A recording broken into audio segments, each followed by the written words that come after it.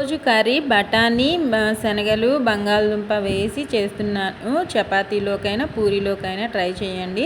ముందుగా ఉల్లిపాయలు పచ్చిమిర్చి టొమాటో ఫ్రై చేసేసుకున్నాను. ఉడికించి పెట్టుకున్న బంగాళదుంపలో అవి కూడా వేసేసుకొని ఉప్పు 1 స్పూను, పసుపు 1/2 స్పూను, కారం 1 స్పూన్ వేసేసుకుంటున్నాను.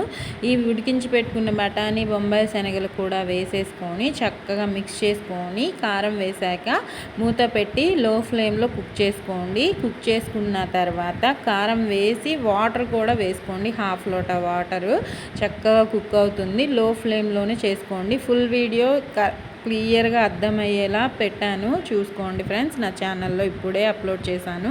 లాస్ట్లో ఫైనల్గా పాల మీద మేగడ వేస్తున్నాను. ఫ్రెష్ క్రీము కొత్తిమీరతో గార్నిష్ చేసుకుంటే టేస్టీ కర్రీ రెడీ అయిపోయినట్టేనండి. ఫుల్ వీడియో ఉంది, చూసుకోండి ఫ్రెండ్స్. నచ్చిందా? తినాలనుందా? అయితే త్వరగా చేసుకోండి.